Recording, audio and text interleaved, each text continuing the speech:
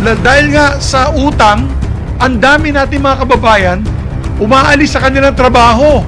Dahil nga lulong sa sugal, nangungutang, hindi nakakabayad dahil sa iya, ay hindi nakakabalik sa kanilang trabaho, natatanggal sila sa kanilang trabaho because they're similar to addicts, like drug addicts, like shabu addicts, na humahanap ng pera kung saan-saan para makapagpusta o makapagbayad ng utang.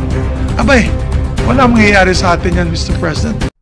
Ito na nga, online gambling na kinasasangkutan ng mga kongresista at mga politiko, binanatan ng Senado. Pero bago ang lahat, maaari kayong mag-subscribe para maging updated sa mga issue at bagong mga balita. Matapang ang pinalaga ng Senado ang online gambling na sangkot ang maraming politiko, kabilang na ang ilan sa mga kongresista. Ito ay sa pangumulo ni Senator Mig Zubiri. Ayon kay Zubiri, kailangan itong maaksyonan agad dahil ito ang dahilan ng paghihirap ng ilan sa ating mga kababayan. Narito ang buong detalye. Particular bang rehiyon o probinsya kung saan mas malala ang problemang ito? Parang ang nakikita po namin online, kasi kaya papatawag po tayo, Mr. President, ng hearing to get the official statistics. Pero yung nakikita ko online is umabot na ng 5 to 7 million Filipinos ang naglalaro sa online gambling. That's almost 6% of the population. At ito'y 24/7, no? O 24/7. Dumadami po. 2023, yung numero ay parang 3 million lamang. Naging 7 million in 2025. 2025, I've just got new statistics from my staff. It's 30% na daw ng adult population. And this will be statistics that we'll be presenting in the hearing. Kung saan galing itong mga statistics na ito. Dapat nga yung PSA, yung ating national surveyor, yung ating PSA, the agency involved in surveying the populace, should make that as one of their questions when they go house to house. Kasi para malaman talaga natin kung sino bang sumasama dyan. Pero malalaman natin yan, Your Honor, pag matawagan natin yung mga e-wallets. Kasi sa e-wallets, yung mga members nila, for example, ang alam ko, GCash has about 80 million users Yung PayMaya, mga 40 plus million users. Pwede natin silang tanungin sa mga users nila, ilan hook up sa online gambling. In fact, we were able to ask the same question during the isabong hearing that we conducted, right? Correct. The PayMaya and GCash, yes. They responded to our questions. Yes. So, thank you, Mr. President. Currently, we are aware that there are legal online gambling sites with licenses from PAGCOR. However, we also receive reports that there is a proliferation of illegal online gambling sites. Have we identified the major syndicates or operators behind these illegal gambling activities? Are these locally based or are there foreign influences involved? Well, I believe, Mr. President, meron pong mga pangalan binanggit ng PAGCOR dito sa illegal online gaming sites. Siguro isama na rin natin sa investigation ang NBI nito to the majority floor leader, Mr. President. Sama natin yung NBI. I'm sure they will have a better picture no, kung ilan sila. Pero yes, totoong may illegal. Katulad na kahapon, Mr. President, illegal online gambling yun. Yung ay nung SONA, yung pinapanood ng congressman na isabong. Bawal na yan So, but that's also online gambling. Gambling din yan So, negosyo, illegal yun. Ayun, dapat malaman natin sa congressman saan niya nakuha yung because matagal lang na yan. Binan ng Malacanang yung matagal online sabong, di ba? Panahon pa ni Tatay Digong. Yes, panahon pa ni President Digong yung pinahinto niya ang online sabong. Opo.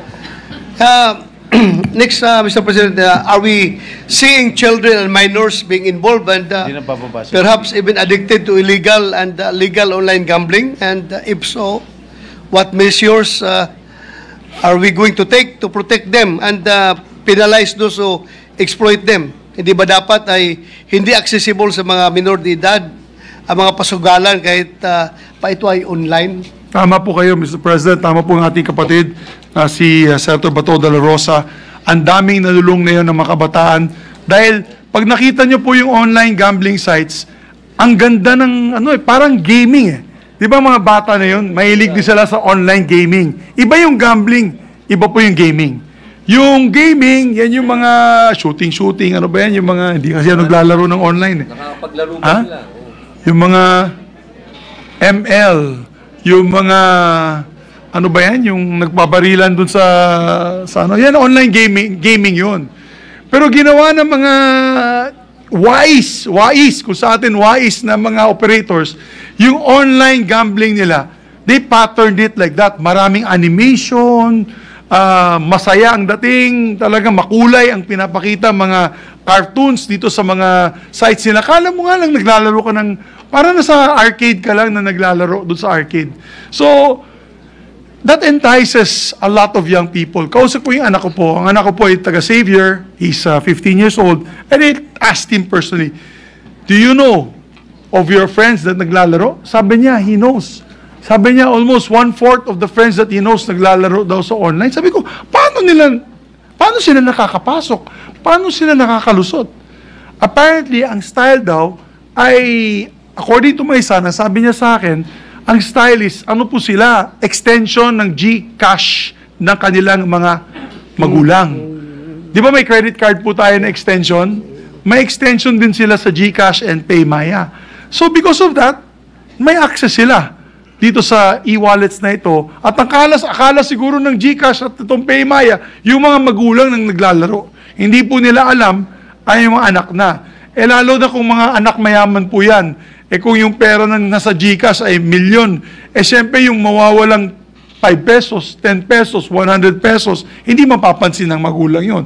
Pero kaya nalululong sila dahil tuloy-tuloy ang kanilang pagpusta. Hanggang baon na sila siguro sa ilang daang libo, dyan lang mahalata ng mga magulang. Pero I think that is one way na nakakalusot, Mr. President. I want to ask them that, GCash and PayMaya, if my son is right, that an extension card or an extension account of GCash and PayMaya can actually be used by children, yung mga bata, mga minor de edad, dito sa mga games na ito. Kasi baka yan ang isa sa mga titignan natin. At the same time, kung yung position naman po natin lahat ay total ban, dapat tanggalin na talaga yung e-wallets dito sa mga accounts na to. Lahat, across the board. They should not be using e-wallets. Sabi ko nga, the basic minimum sa akin, Mr. President, is kung sabihin ng Pangulo, wala tayong magagawa. Kung sabihin niya, hindi, i-regulate na lang natin. Di isa siguro sa mga propose natin, wala nang e-wallets, wala nang credit card na pwedeng gamitin. For example, kukuha na sila ng scratch card. Isang proposal lang po ito. Of course, I'm for total ban. But what is my proposal? They can go to an outlet, bibili sila ng scratch card na may code, at doon lang sila pwedeng lumaro. Hindi na pwedeng sa bahay mo, hindi na pwede sa kubeta habang nakaupo po kayo, hindi po pwedeng sa loob ng inyong opisina na naglalaro dyan. Kailangan mo talaga kumuha physically nito mga scratch, parang bingo. But even with that, makakalusot pa rin yung mga kababayan natin. Kaya ang panawagan po natin ay total online banning na. We had this argument many times, Mr. President. Alam po ni Senator Bato ito, maraming kumontra na iban ang Pogo. Ang sabi pa nga, binanatan nga ako sa isang radio station, radio program. Tayong dalawa. Kaming dalawa ni Majority Leader Joel, na talagang isang oras, hindi ko na babanggitin, dalawa po sila. Bumabanat sa amin na, paano nyo papakainin yung 20,000 na empleyado nitong grupong ito? Paano nyo papakainin yung ganitong klaseng group, ilang libong empleyado na isang Pogo na ito? Tingnan mo nangyari. Naka-transition naman po sila. Nung binan po ni Pangulong Ferdinand Bongbong Marcos, sila po ay nakahanap din ng mga iba't ibang trabaho. At nakalipat po sila sa iba't ibang trabaho. But what has happened? Hindi na po natin nakikita mga sindikato nag-operate dito. Alam po ni Senator Bato yan because he and I are one heart lang po kami. sa mga nagalit po kami sa mga nagsispiya sa ating bansa, espionage, in the guise of being pogo workers, yung mga triad, in the guise of being pogo workers, kinikidnap po nila yung mga kapwa nilang Chinese, at pati na rin yung mga Pilipino, yung namatay ngayon sa pagmamayari nitong manufacturing plant na Filipino-Chinese na pinatay, nakarumal-dumal ng pagpatay sa kanya. So, ngayon na wala na pong pogo, medyo nakita natin wala na pong laman sa ating mga balita itong mga sindikatong ito. Mukhang lumayas na. Mukhang pumunta na sa Cambodia at sa ibang bansa. Kaya, I believe, Mr. President, if we are sincere in stopping this addiction, because it is now an epidemic of epidemic proportions. Imagine, I would hate to say this, but will we have to wait for another year for the next one of the president to hear him say something about this? I'm appealing to the president, if his people are listening, or if he's listening to this, Mr. President, please give us guidance on this epidemic. How can we stop this epidemic from engulfing our whole country and our nation and our people with this cancer of society, Mr. President? So, Mr. President, how do you propose to go about this? Because I think, if I may suggest, it is better that before we express the sense of the Senate, we have to have first committee hearings Yes. regarding this issue, so that we can be supplied with data and other informations coming from the relevant agencies and other stakeholders, so that the sense of the Senate will be supported with the data, and it will be very strong if we are going to do that. So that's Tama just po my kayo.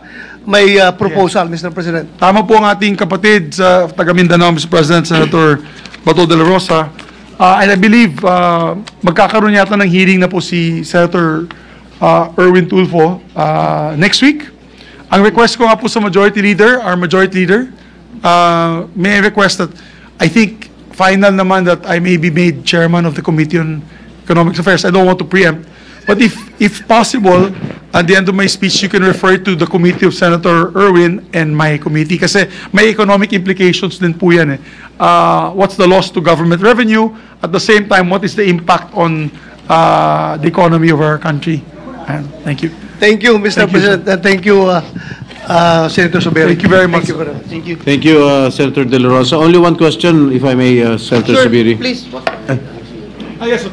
Yes, sir. Yes, Mr. President. What is the reaction of the CBCP regarding this issue?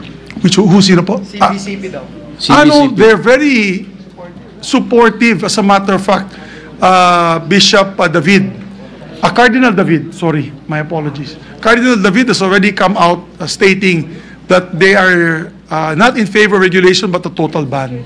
As a matter of fact, sinabi nga ni Senator Bam Aquino kanina na ang regulation lang po, ang kikitain ng PAGCOR ay hindi katumbas na mangyayaring social ills sa ating mga kababayan. As a matter of fact, he likened it to saying that if you're going to regulate e-gambling, you might as well regulate shabu and make money out of shabu. Kasi yan daw ang parang analogy niya na at dadaming gumagamit ng shabu, lalong dadaming gagamit ng shabu, lalong lalala ang sitwasyon sa ating bansa. So parang sinasabi niya that regulation will not work, Mr. President. Okay, thank you, Senator Subiri. Thank you, sir. Majority Leader. Mr. President, next to interpolate or make a manifestation is the gentleman from San Juan, Senator J.V. Ejercito. I move that he be recognized, Mr. President. The good one is recognized. Thank you, Mr. President. First of all, I'd like to commend our brother, our colleague, our seatmate for standing up regarding this clear and present danger, I would say. Nagsalta na po ako, Mr. President, na kamakailan na the problem of online gaming or online gambling right now is worse than Pogo. At least po yung Pogo, pera po ng banyaga, pumapasok dito, kaya lang, nagamit nga lang po yung Pogo sa krimen dito, pero pera po nila. Ang problema sa online gambling, Mr. President, we are victimizing Filipinos. Pera po ng Pilipino, lalong-lalo na po, yung mga mahihirap, na pa 10-10 piso, sa halip na may maipon sila, ay naubos. So I'd like to commend Senator Mig Zubiri, our colleague, for standing up for this very hot issue, I would say, that needs our attention. Ngayon lang po, Mr. President, kakukuha ko lang sa news, no? Philippine gaming industry posted 214 billion in gross gaming revenues in the first half of 2025. A 26% increase from a year earlier. And ang ano po rito, Mr. President, Senator Zubiri, 53% of the 215 billion gaming revenue is from e-games drive. So that's one of the reasons probably, Mr. President, that, PAGCOR is really not keen on banning online gaming because of the surge in the revenues the past year because of online gaming. Mr. President, also, I'd like to commend you, Mr. President, Mr. Senator Zubiri, because as you are correct, we are already promoting a culture of gambling in this country. From Pogo to Isabong and now online gambling. Parang wala na po tayong ibang industriya na pwedeng palaguin kung hindi pagsusugal. Mr. President, coming from San Juan, where we come from our home, traversing EDSA, going to the Senate, probably 70% of the billboards in EDSA is about online gaming. Ang masakit po nito, Mr. President, celebrities, athletes, sila po nag-i-endorse. So kaya nga tama si parang pag nag-scroll kayo, kala nyo laro-laro lang gaming, tapos may kita nyo mga celebrities and athletes endorsing na parang for an ordinary Filipino, parang hindi mali ito at hindi masama. So, Mr. President, and as pointed out by Senator Ontiveros earlier, yung pong e-wallet applications is an enabler of the proliferation of online gaming. Napakadali po. In fact, ito pong GCash, Paymaya, masama pa rito yung credit cards. Dati po, 1 or 2 steps lang, you can already access the gaming application, nandun na kagad. Ang masama rin, nandun pa yung advertisement. But when we call their attention, ngayon, naglagay sila safeguard, pero 3 steps, ganun pa rin ho. Ang ano ko lang, Mr. President, before just a manifestation, but I think before the investigation or the hearing that will be taken, probably Senator Zubiri can already ask the agencies, whether it's yung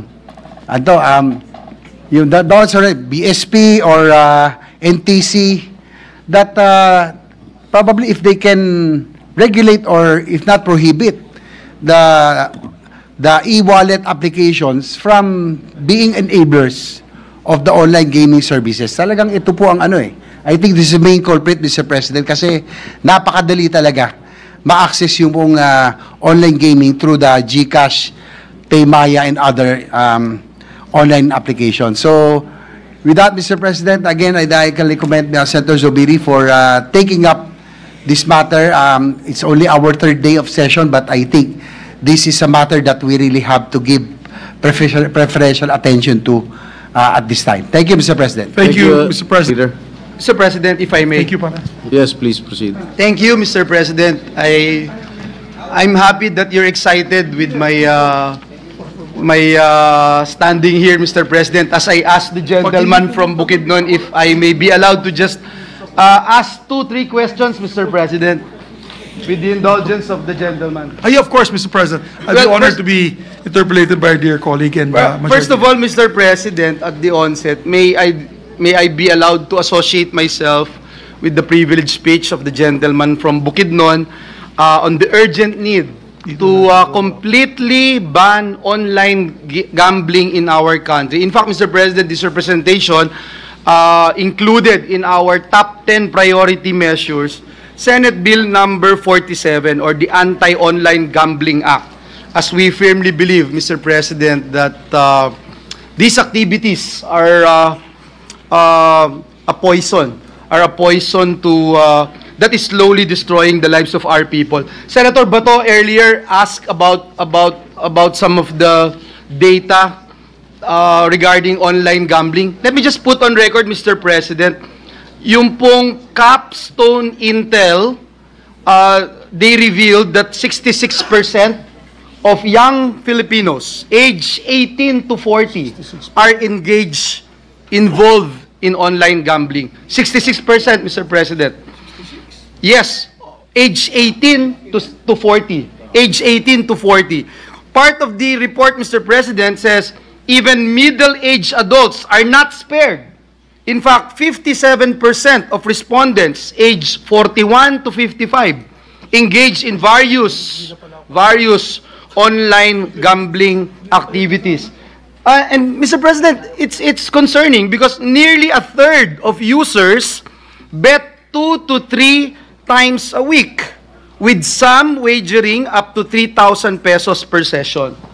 Mr. President, hindi na po biro ito, and if the gentleman would agree with me, and perhaps my first question is, would you believe that this is now it's a national crisis that we have to face, this growing and worsening online gambling epidemic, Mr. President? I totally agree with the gentleman from Bulacan, Mr. President. As a matter of fact, the figures that were mentioned by the good gentleman from San Juan, Senator Hercito, JV, is alarming.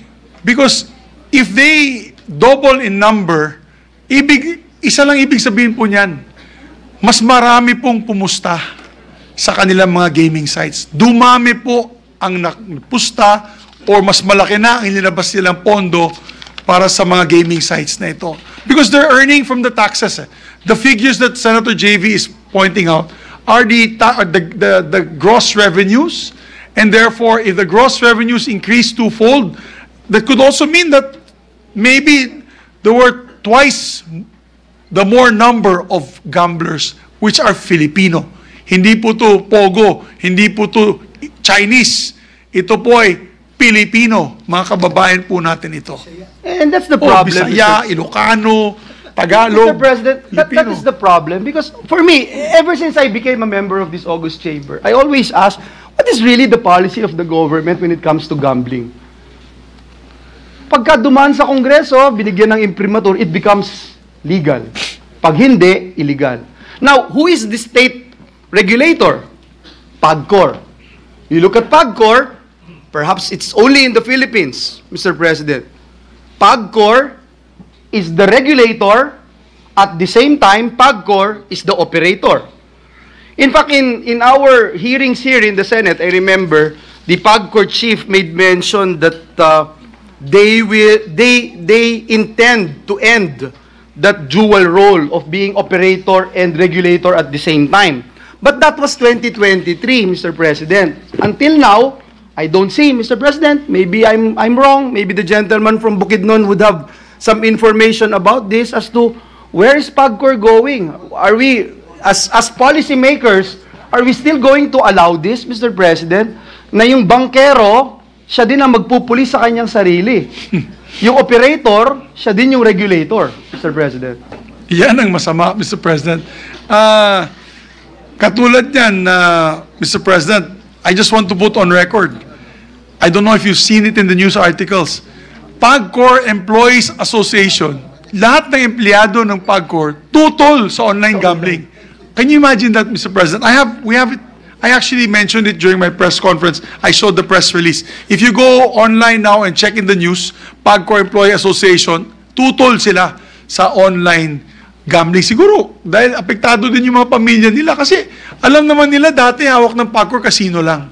So di ba kung bawal ang kawani ng gobyerno pumunta sa casino. Yes. Eh ngayon lahat na pwede maglaro. Kawani ng gobyerno, babae ka man, lalaki ka man, matanda ka man, bata ka, lahat na pwede maglaro. This is all bets off.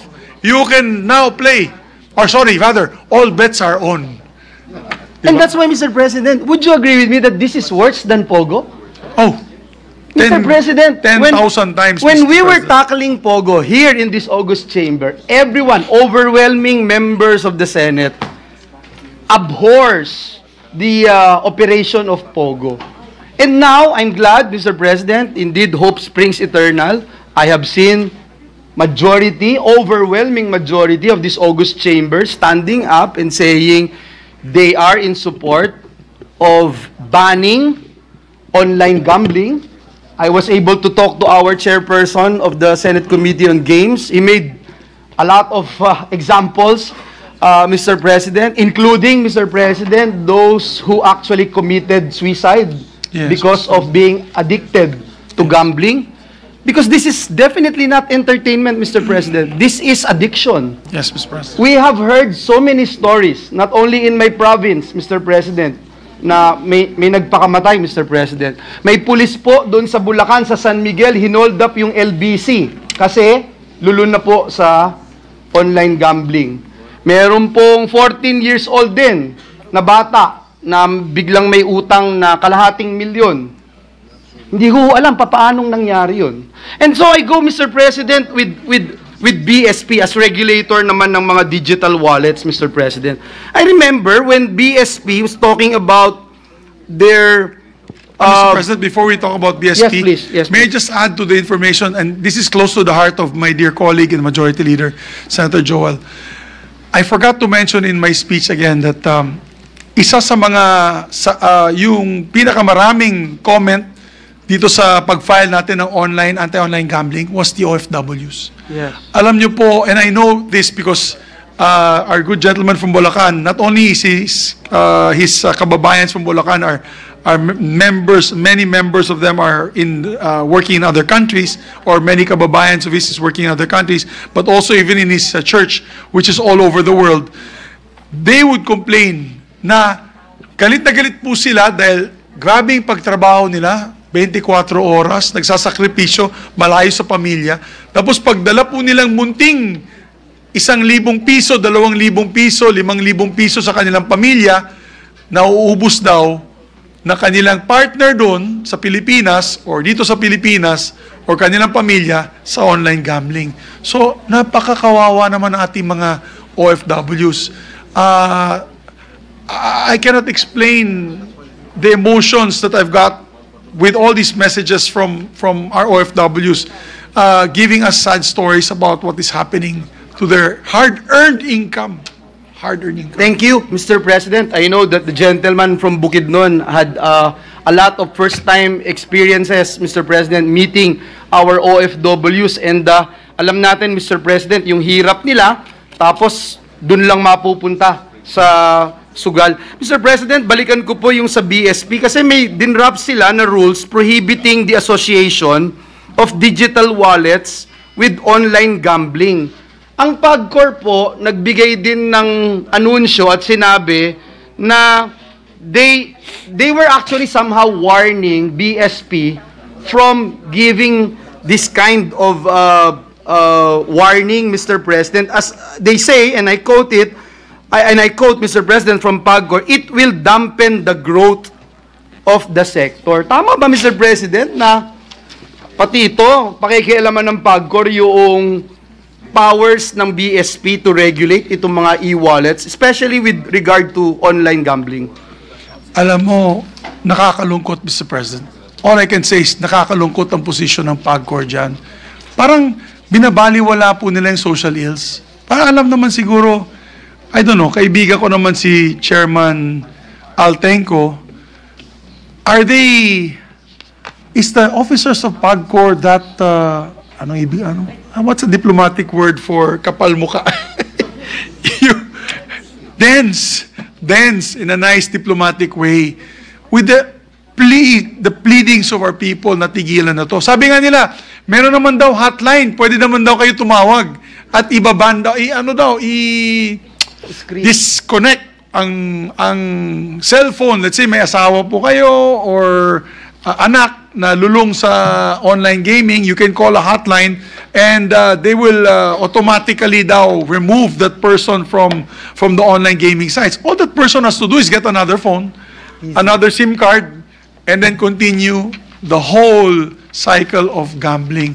So hindi ko talaga maintindihan ang PAGCOR. Siyempre gusto nila magpayabang sa presidente na malaki pong income nila. But at what cost, Mr. President? At what cost? Yes, I'm happy they're giving funds, more funds to sports. I'm happy they're giving more funds to the classroom building program. Pero at what expense, Mr. President? Can we do it? Can we find other ways, other means, like efficient tax collection, like stopping of smuggling of agricultural products? Can't we not do that instead of just focus or create more jobs, manufacturing? Ang mangyayari po, dahil nga sa utang, ang dami natin mga kababayan, umaalis sa kanilang trabaho. Dahil nga lulong sa sugal, nangungutang, hindi nakakabayad dahil sa iya, ay hindi nakakabalik sa kanilang trabaho, natatanggal sila sa kanilang trabaho because they're similar to addicts, like drug addicts, like shabu addicts, na humahanap ng pera kung saan-saan para makapagpusta o makapagbayad ng utang.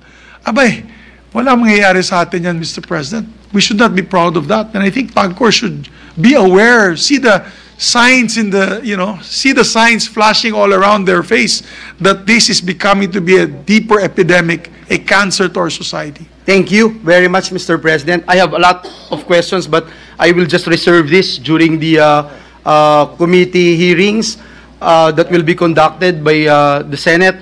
Mr. President, I would just like to point out, Mr. President, that in casinos, for example, even sa sabungan, pagka meron pong addicted na player, sineself-exclude po nila, merong mga limits, hindi pinapapasok na, etc. Sa online, hindi po nila makikita yan. Doon sa Pogo na isinuka ng Senado, isinuka ng taong bayan, banyaga po ang kliyente, hindi Pilipino. Dito po, walang pinipiling edad, kasarian, o status sa buhay, Mr. President. Sinisira at napakarami hong examples sa society na nawasak dahil po sa gambling, Mr. President. Hindi ko po na binanggit pero I wanted to raise during the hearing yung money laundering, Mr. President. Yes. Gagamitin po dyan. Kanina po may kausap ako na mga kawani ng pamahalaan, binabanggit po nila yung mga POGO workers at mga bosses ng mga POGO ay nakashift na po sa online gambling, Mr. President. Sana matignan din po natin ito. So, Ginoong Pangulo, magtatapos po ako by saying na tunay na ang Senado ginagawa yung trabaho. Ang ating kababayan, si Senator Zubiri, talagang very passionate para iban itong online gambling at kumuha ng overwhelming support mula po sa bawat miyembro ng Senado. Nais ko pong ipahayag ang aking taus-pusong pasasalamat and at the same time, my commitment to really push for the banning of online gambling. Maraming salamat, Ginoong Pangulo. Thank you very much. Thank you very much, Mr. President. And just to a short reaction, let's make this our legacy, Majority Floor Leader. Let's